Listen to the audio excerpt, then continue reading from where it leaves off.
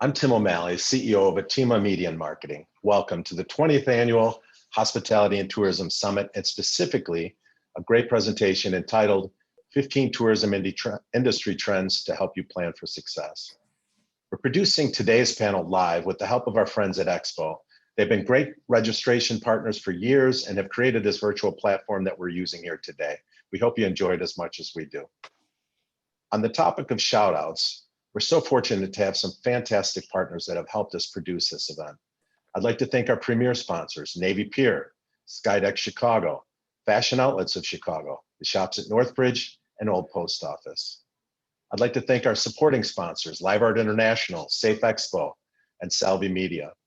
I'd also like to show gratitude to our participating sponsors, Choose Chicago, National Concierge Association, Chicago Hotel Concierge Association, Spectra, Levy, Show Services, NHS Global Events, Balloons by Tommy, FedEx, Accurate Printing, Quest Events, and Expo.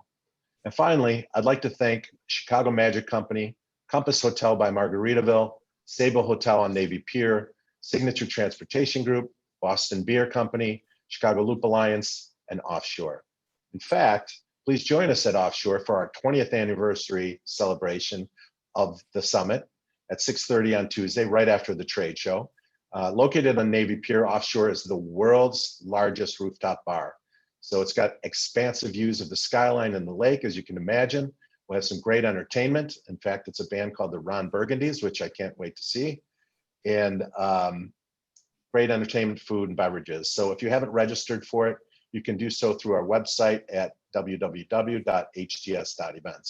Speaking of the trade show, the opening ceremony is only a few days away.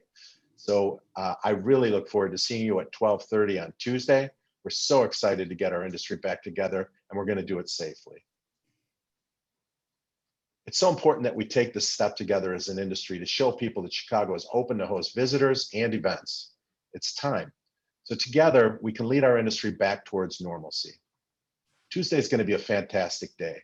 We'll have over 80 exhibitors at the trade show and 800 people, including the who's who of influencers in our industry. You'll see meeting and event planners, hotel concierge, guest services and salespeople, DMCs, social media influencers, industry peers, and more. Not to mention some of Chicago's top tourism group and private event organizations. You'll also be able to sample some great food and drinks. So there's a few new items this year that I wanted to highlight. The first is that the event will be held in the Aon Grand Ballroom at Navy Pier and in 5 adjacent spaces that have a total potential capacity of over 13,000 people. Since we're expecting 800 attendees, you can imagine there's going to be plenty of space for social distance. Second, there'll be COVID-19 safety measures in place. Navy Pier has received a GBAC Star accreditation from the Global Biorisk Advisory Council, and we've partnered with Safe Expo to create and execute our overall safety plan. So based upon current rules, we'll all be masked up, there'll be temperature checks, and more.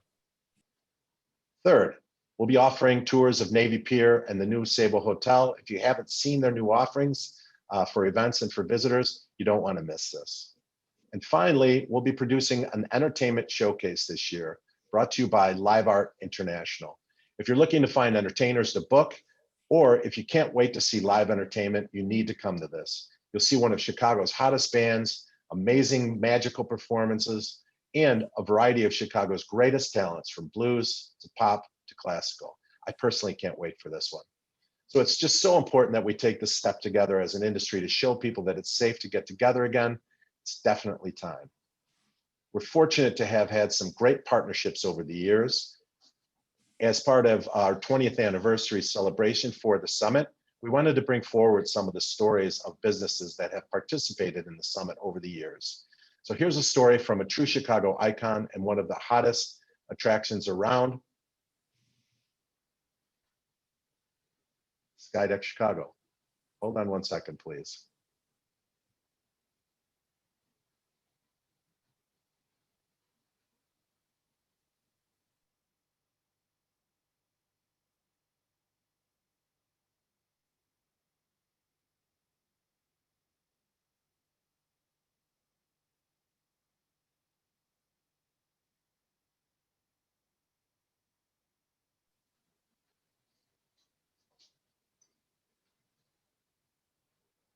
Welcome to Chicago. My name is Randy Stancic, General Manager at Skydeck Chicago. While you're here, be sure to stop by the newly transformed Skydeck to discover all that the city has to offer in just an hour or two. A visit begins at our brand new Chicago-centric museum, showcasing the best of the city's cuisine, history, culture, and architecture through immersive exhibits and Instagrammable moments you won't want to miss. Yeah, could I see it?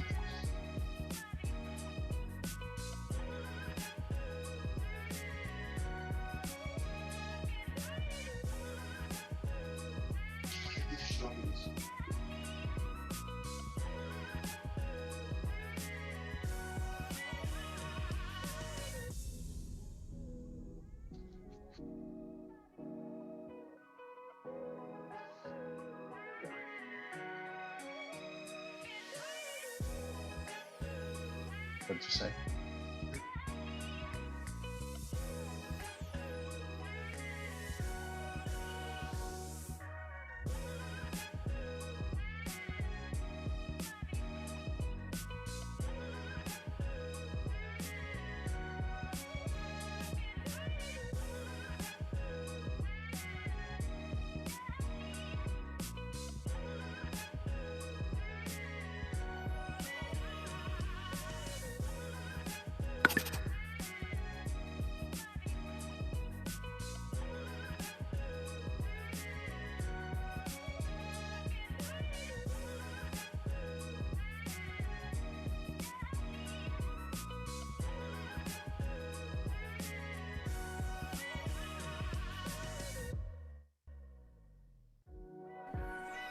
From there, catch the elevator to the 103rd floor to take in the spectacular views from the observation deck, spanning up to 4 states and 50 miles on a clear day.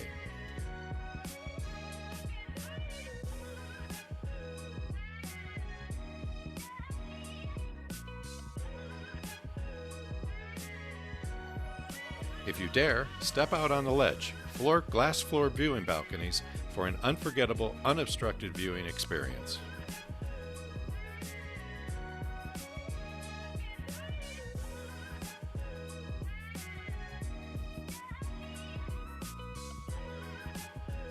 Meeting planners, look no further than Willis Tower's 99th floor, featuring a 360-degree view of Chicago, including panoramic views of a lakefront.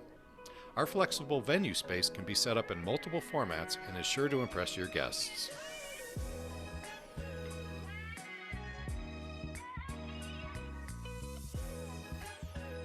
From interactive and educational installations to fun, photo-worthy moments, we hope that guests of all ages and backgrounds will leave with a newfound connection to Chicago and the incredible memories of our unparalleled views. Skydeck is implementing time ticketing, designed to efficiently move you through the experience with limited wait times. We strongly recommend that you visit theskydeck.com to reserve your ticket time today. We hope to see you soon.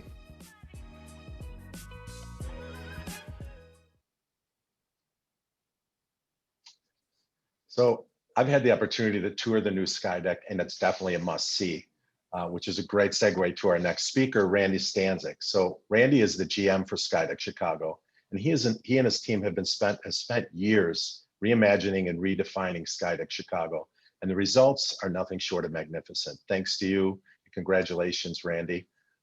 Randy's going to introduce our next panelist, or our next speaker. Tim. Thanks, Tim. I appreciate it. We're very fortunate to invite Erin Francis-Cummings back to Summit this year, President and CEO of Destination Analysts, to share their data and insights. Erin is a go-to expert resource in the destination marketing industry. She has spent the last 2 decades studying travelers from across the globe and translating their evolving, complex, and fascinating behaviors and opinions into market insights for Destination Analysts' 170 plus clients. Erin has designed research strategies and facilitated consumer research for some of the world's greatest destination brands, including Bermuda, Fiji Islands, California, and Florida. Erin, I think you've got it figured out. Erin currently serves on the International Board of Directors for Travel and Tourism Research Association and is a frequent speaker for U.S. Travel, Destinations International, and at several other industry events. Prior to leading Destination Analyst, she held advertising and management roles at Amtrak and San Francisco Travel and holds a bachelor degree in political science from UCLA. Erin, thank you for joining us. Thank you. Thank you for the introduction, Randy. I'll go ahead and get everything shared up for you. All right.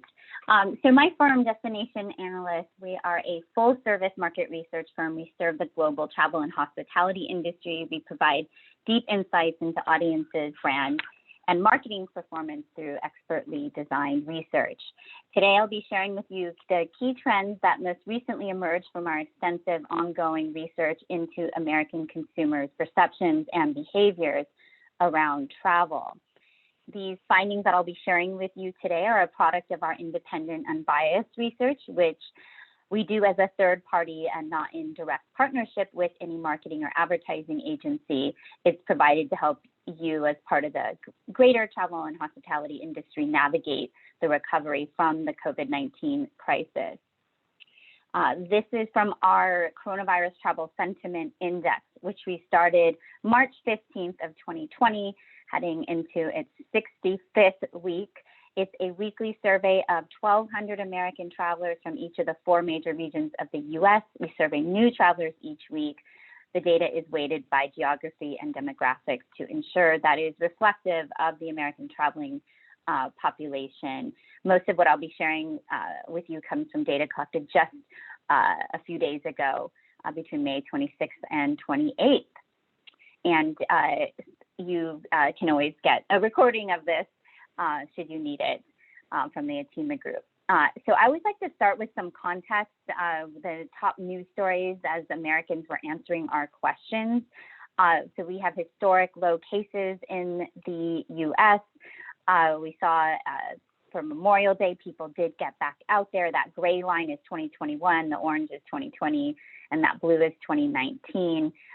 Air passenger counts, of course, steadily rising. They're going to be well over 1.5 million for the holiday weekend.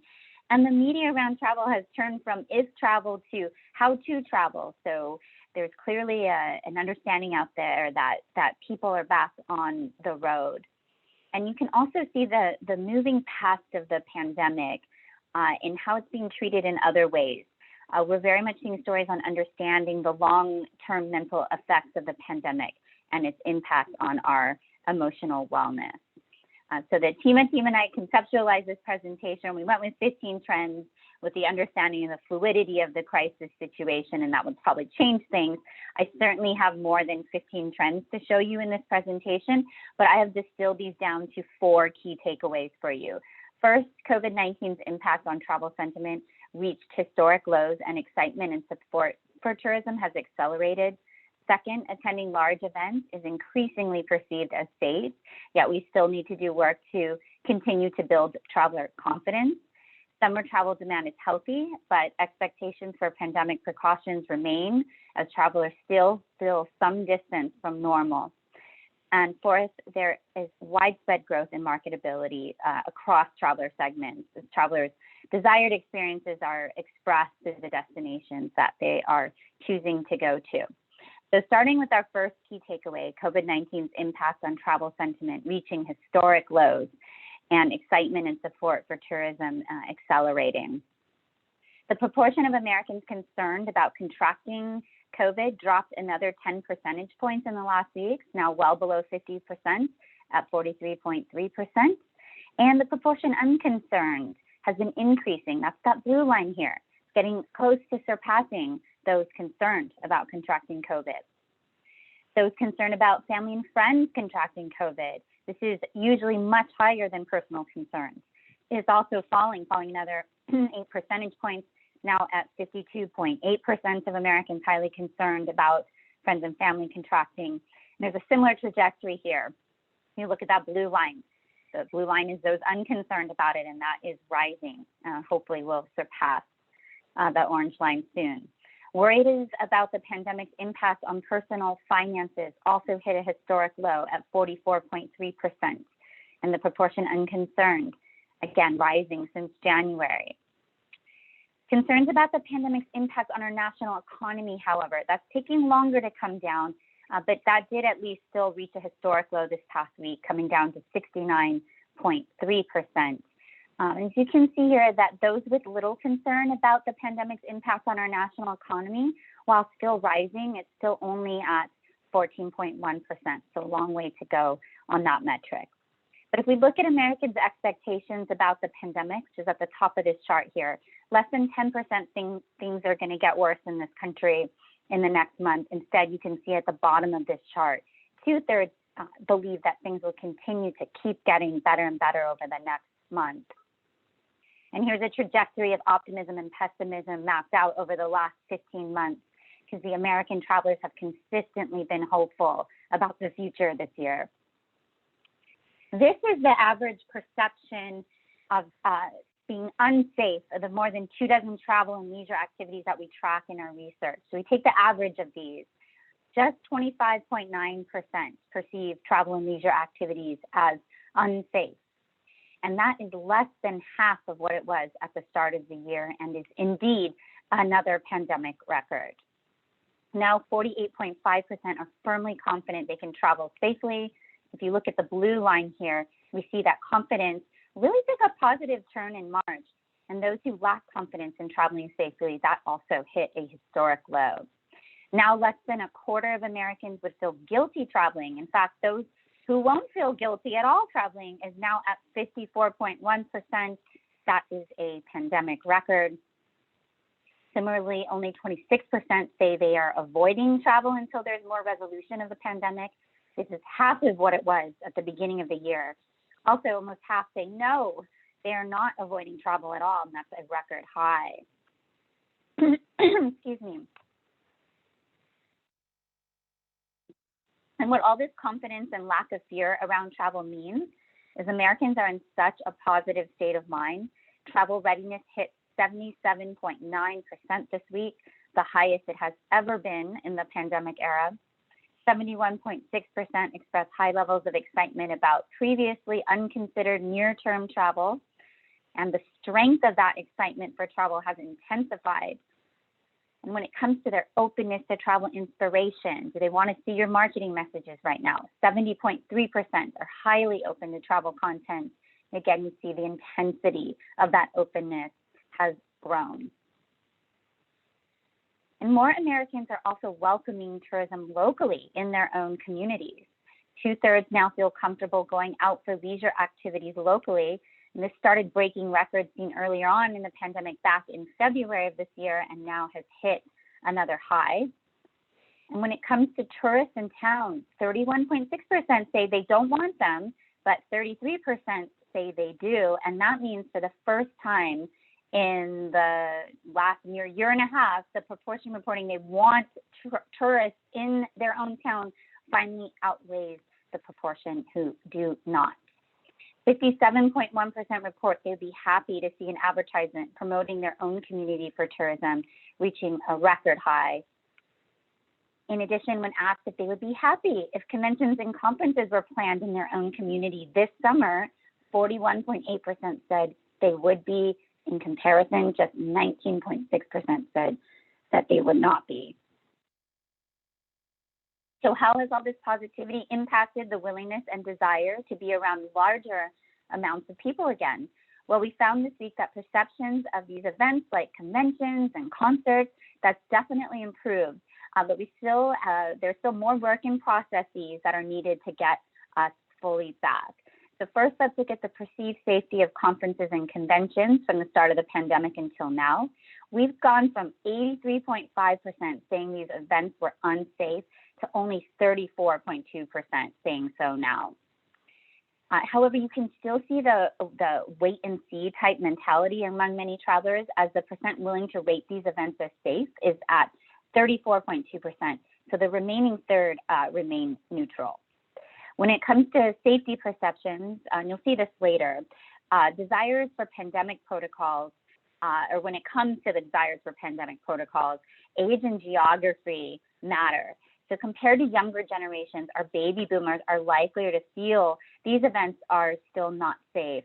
And compared to those in the Northeast and South, those in the West and Midwest are likelier to still rate conventions as unsafe. But still, we're far below the 50% threshold there. But while 45.3% say they are avoiding conferences and conventions until further pandemic resolution, you can see on the graph on the right, that proportion has been declining since March. Meanwhile, those who are not avoiding these events has more than doubled since the start of the year. And when it comes to their personal emotions, if they were asked to attend a conference or convention this summer, 41.7% say they would be happy. And that's greater than the 24.5% that say that they would be unhappy to attend such an event this summer. Let's look at some other types of large-scale events. Here's the perceived safety of large venue sporting events. In April 2020, just 6.4% thought these events were safe. That's gone up to 35.8%. Meanwhile, those that think large venue sporting events are unsafe has fallen from 83.9% to 34.2%. Here are Americans' perceptions of the safety of live performances like concerts and theater. Now just 28.7% think these events are unsafe. Meanwhile, 45.4% say that they are in fact safe. And like we have about travel overall for the last year, this week we inquired as to Americans' state of mind around events. Are they ready or are they hesitant? And this is showing you the state of mind about attending large outdoor events like festivals, sports, and concerts. 43.8% are firmly ready with no hesitation. If you add in others who are ready, although still feel some hesitation, 71% are in a readiness mindset around large outdoor events. We have 29.4% who are still in a hesitant mindset about these events. Despite the high degree of readiness for large outdoor events, so it's important to note the vast majority still want pandemic mitigation protocols in place at these functions. We asked if they were attending an outdoor event this summer, which of these operational practices they would want to see. Just 20.9% said none were necessary, leaving the other 80% to desire things like attendance limitations and social distancing, hand sanitizing stations, and a third say they want required masking, and a quarter say that they want mandatory vaccination for all attendees. So now let's look at large indoor events. It's a different story here. When it comes to travelers' state of mind about large indoor events, 1/3 say they are fully ready. With those ready but still having some hesitation, we're at 57.9%. So more are in a readiness rather than hesitancy, but you still see more reluctance or fear about going indoors still. So let's look more deeply at those who are ready now for these large indoor events versus those that aren't. Those ready on the left-hand column of this table that you're seeing, those not ready in the right column. So those ready are less concerned about contracting COVID. They feel travel activities are essentially safe. They're comfortable going out locally, and looking at their readiness to travel overall, 94% in a readiness mindset around travel. These are people who are going to travel this year. They've got 3.4 trips they're expecting to take. They tend to skew younger. They are somewhat more affluent and relatively less likely to live in suburban areas. When it comes to safety protocols at these large indoor events, again, 80% feel pandemic mitigation protocols are necessary. They want attendance limitations. 37.1% say masks should be required inside. Somewhat more, 29.3% believe mandatory vaccination should be required compared to outdoor events. So let's move into my third key takeaway for you. Summer travel demand is healthy, but expectations for pandemic precautions remain. I didn't include this in the charts today, but of course, vaccinations have continued. We have almost 70% of American travelers saying that they have or will be vaccinated. There's a lot of travel dreaming and planning going on with frequency. This is what Americans report doing in the last week alone. Only 24.8% didn't do any travel dreaming or planning in the last week. So that's 3/4 of Americans taking some action towards the ideation of their next trip. And that includes 16.6% who actually made a booking in the last week alone. And I think it's really interesting that travel-related bookings are expanding. Of course, we see at the top of this chart amongst travel bookers hotel rooms and airline tickets at the top. But with the increased openings at large venues, particularly sports across the United States, this has doubled in the last week. So the week prior, it was at 7.8%, and now 1 week later, 16.4% said they bought tickets to a sporting event for an upcoming trip. We've asked since the beginning of the year how many leisure trips Americans plan to take in the next 3-month period. Back on January 3rd, only 37.5% of Americans expected to travel in that time frame. And now we are at almost 77% taking a leisure trip in the next 3 months. So they're taking more leisure trips. They're also taking a greater number of leisure trips now compared to the start of the year. At the start of the year, we were at 1.8 trips on average, and now at 2.4. And looking at the timing of the trips, again, summer is looking great. Still, July and August are the peak months. We've seen considerable growth in trips for August. In fact, it was just 5 weeks ago that under a quarter of Americans anticipated traveling for leisure in August, but that's now grown to 31.4%.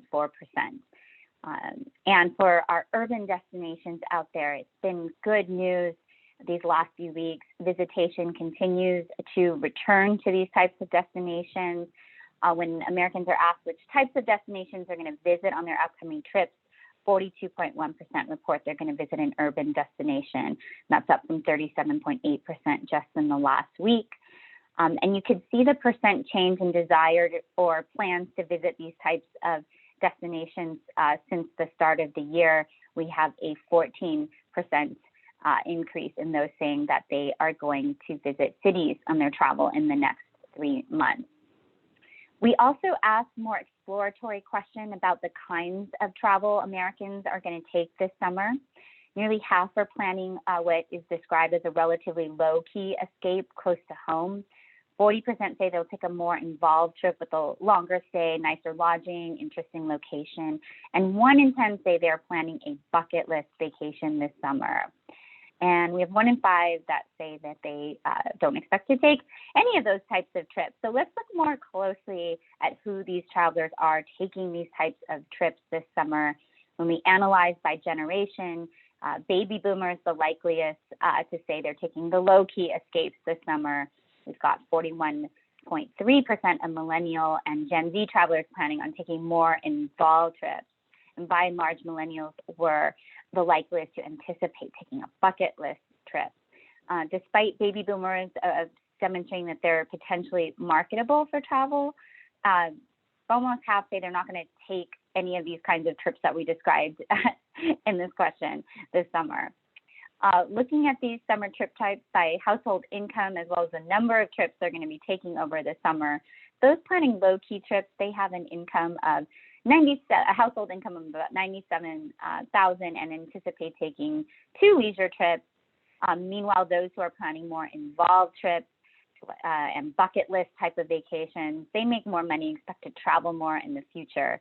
And those who say they won't take any such trips, they have the relatively lowest household income, also anticipate spending less. So these findings may seem expected, but they are important in devising your marketing strategy. We also asked American travelers what they most want to get out of their travel this year. The chart here shows the top travel desires broken out by type of summer trip. The blue bar are travelers who plan to take low-key trips, orange more involved trips, and gray are our bucket listers. And those planning the low-key nearby escapes, they're the likeliest to desire a relaxation. Perhaps not surprisingly, those expecting to take bucket list trips, they're going to places that they have been dreaming of, and similar percentages want to explore and have adventures, while those planning low-key and more involved trips are likelier to desire rejuvenation. And bucket listers, they want to party, have fun, and cut loose. With COVID's impact on American travel sentiment plummeting and summer travel demand healthy, it is a time of celebration for our industry, but we also have to remember that expectations for destinations to take pandemic precautions remain, both across the U.S. and among younger travelers as well. In fact, over 70% of Americans who are traveling this summer still want to see their trip destinations instituting at least one pandemic protocol, including mask requirements, social distancing enforcement, and capacity limits. Desire for pandemic prevention protocols is not a function of the types of destinations they're heading to, as I had suspected and then found I was wrong, but it's really a function of age and geography. Over 80% of millennial and Gen Z travelers want some COVID mitigation protocols in place. Boomers are more likely to be split. 60% want them, 40% say none of these are necessary anymore. And those in the southern US are twice as likely than those residing in other regions to feel pandemic protocols are no longer necessary. In addition, just under 3/4 of Americans who are traveling this summer will be researching pandemic protocol information in advance of their travel. In particular, they will be looking for mask mandates and the cleaning procedures explained to them. Recent travelers also report their trip experiences frequently are not normal when compared to pre-pandemic travel, but fortunately, despite this, satisfaction levels with travel experiences remain mostly positive. We asked the question of those who had taken an overnight trip recently, how close to normal their experiences were at lodging, restaurants, attractions, airports, airlines, events. And looking at how they rated normalcy, 54.9% said their experience at hotels was mostly or very normal.